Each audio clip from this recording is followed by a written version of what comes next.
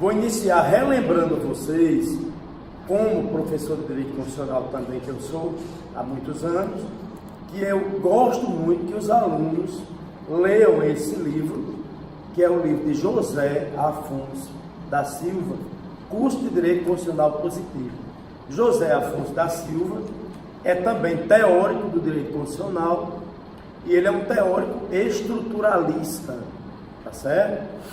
Então vocês vão acompanhar o estudo das Constituições, da história das Constituições, a partir do livro de José Afonso da Silva, porque tem um capítulo que é sobre a evolução do constitucionalismo brasileiro.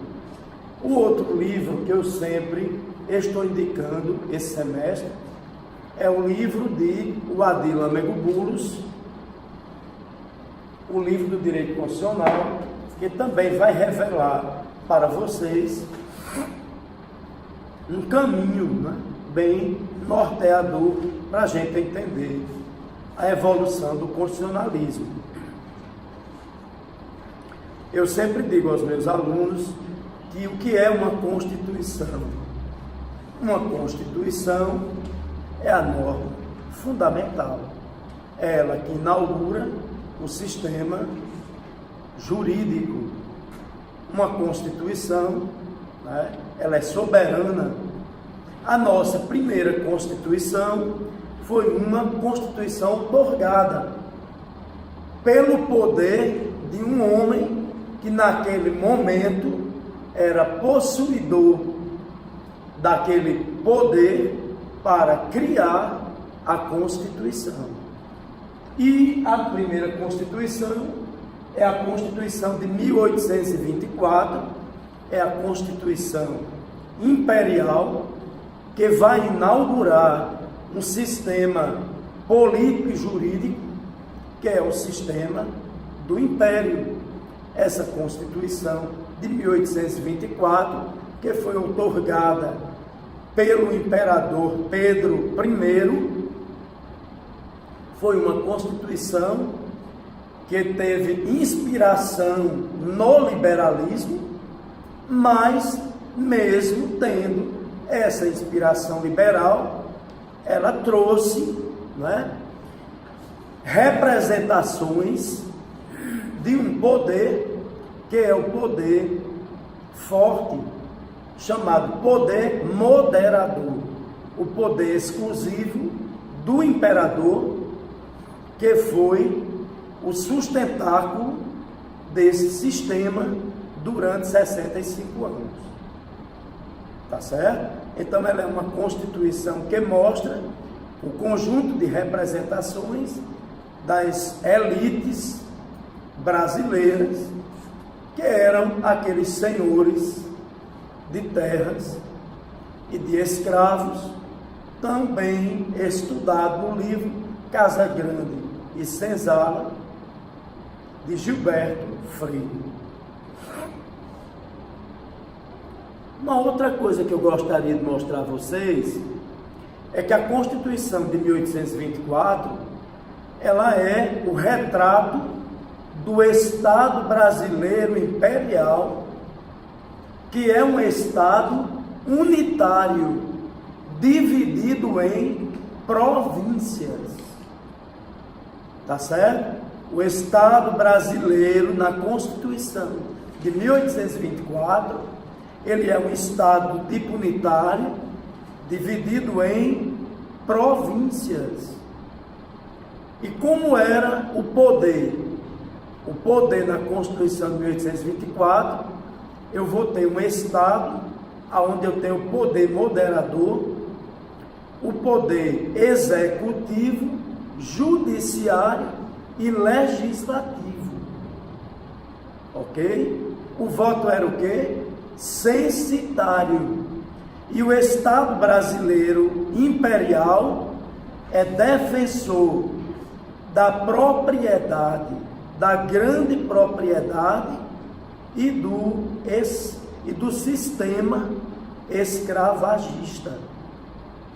Nós estamos dentro do capitalismo e dentro do capitalismo nós temos também a grande propriedade um sistema de agricultura e o escravo como sustentáculo, não é, dessa elite de proprietários que sustentam, do ponto de vista de uma infraestrutura, sustentam essa superestrutura imperial. Eu até digo a vocês que a coisa não é tão assim separada. Existe um conjunto de discursos, um conjunto de poderes, micropoderes, franjas de poder microscópico e macroscópico para dar sustentação ao Estado brasileiro imperial. O Estado que é fundado por uma mulher. Não é? Por quê? Porque na hora da decisão da independência do Brasil, quem toma a decisão de assinar a separação política de Portugal, do Brasil de Portugal, foi uma princesa da Casa Real de Habsburgo-Lorraine, que era a regente. O nome dessa criatura é a Arquiduquesa Maria Leopoldina Josefa Carolina de Habsburgo-Lorraine, ou Lorena, não é? Então, é ela que assina o instrumento político dessa separação, com o apoio do seu conselho, que estava naquele tempo governando com ela, enquanto Pedro, o esposo, estava em São Paulo, a serviço do próprio, não é? do próprio Brasil, que naquele momento era um Reino Unido e que Portugal queria que retrocedesse ao regime de colônia. Então, Dona Leopoldina, extremamente preparada, porque os Habsburgos Lorraine da Áustria eram todos muito preparados para assumir em qualquer canto do mundo o poder político ou o Estado. Nós temos duas experiências de um Habsburgo-Lorraine na América Latina. Temos Maximiliano no México e o imperador Pedro II, que é de sangue Habsburgo-Lorraine, porque é filho de Leopoldina. Tá certo? Bem, mas vamos agora iniciar o nosso segundo momento, que é a Constituição de 1891. Diferente da Constituição de 1824, que é outorgada pelo imperador, a Constituição de 1891, ela é promulgada, tá certo? É uma Constituição também escrita, é uma Constituição do tipo promulgada. Essa Constituição, ela vem para consolidar um golpe de Estado, o golpe de Estado que derrubou a monarquia no Brasil. Nós até chamamos, né, de aquartelada. Uma quartelada, um golpe que foi dado por Deodoro da Fonseca, quando ele assina um decreto criando a República, criando uma nova forma de Estado, que é a federação, tá certo? Então, esse golpe, o povo brasileiro, existe até uma tese de doutorado mostrando isso, o povo brasileiro assistiu à derrubada do sistema imperial bestializado, é a República, né, dos bestializados. A Constituição de 1891, promulgada, vem a partir de um golpe de Estado que derrubou o Império e criou a República. A criação, não é, de um novo tipo de Estado, copiando o modelo adotado pelo Estado americano, os Estados Unidos da América. Tá certo? Então, o que nós vamos ter é a influência no Brasil de uma filosofia francesa chamada o positivismo. A filosofia do positivismo, ela muito influenciou essa decisão, né? Esse novo construto de uma nova representação social. Essa Constituição, ela nasce de um golpe de Estado, que é uma verdadeira quartelada, que o povo brasileiro assiste bestializado. Foi inspirada também a Constituição de 1891 no modelo de federação americana, no federalismo dualista. A Constituição copia os Estados Unidos até no nome, porque o nome do Brasil passou a ser Constituição da República dos Estados Unidos do Brasil. Lembrem, o Brasil era apenas um único estado, um estado unitário, dividido em províncias. Então, na canetada do Deodoro, cada província passa a ser um estado, sem nunca ter sido. Nós não tivemos aquela experiência que os americanos tiveram, de terem sido antes estados soberanos, independentes, povo, território, governo soberano e Constituição. Nós fomos criados de um ato, tá certo? Só que esse ato, ele é incorporado no texto da Constituição. A Constituição do tipo promulgada. A Constituição foi promulgada em 24 de fevereiro de 1891. Estabeleceu a forma federativa do Estado brasileiro. Adotou a República como forma de governo. Transformou as províncias do Império em Estados federais pela força do decreto de Deodoro, recepcionado pela letra, pela Carta Constitucional. Quem muito influencia essa Constituição é Montesquieu. Por quê? Porque Montesquieu prevê a organização de poderes da União, do poder judiciário, do poder executivo e do poder legislativo. Então nós vamos ter um Congresso Nacional. Dentro do Congresso Nacional eu tenho a organização de duas casas, a Câmara Alta e a Câmara Baixa. A Câmara Alta eu encontro o Senado da República. A Câmara Baixa é onde está a representação, os representantes do povo, os deputados federais.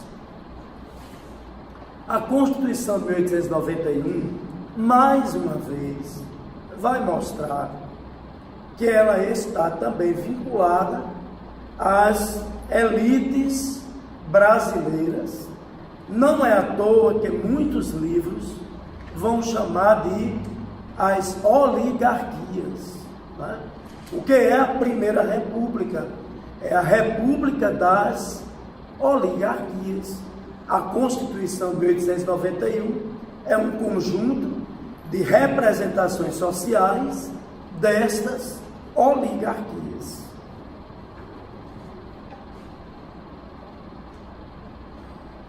Outras coisas que são importantes para a gente ver.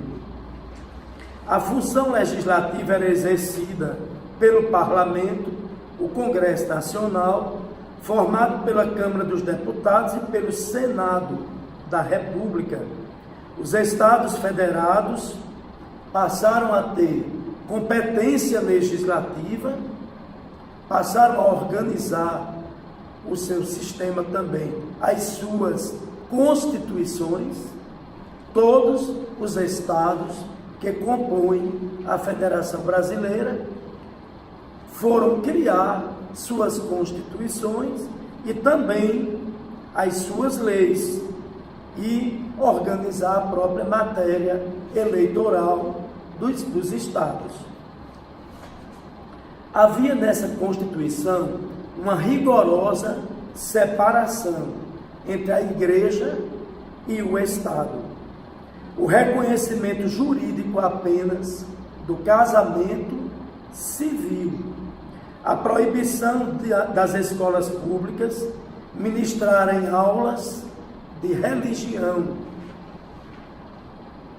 e a função executiva era exercida pelo presidente da República. Nós podemos dizer com muita precisão que a Constituição de 1891 é uma representação das elites e da oligarquia, chamada de Oligarquia da República do Café com Leite.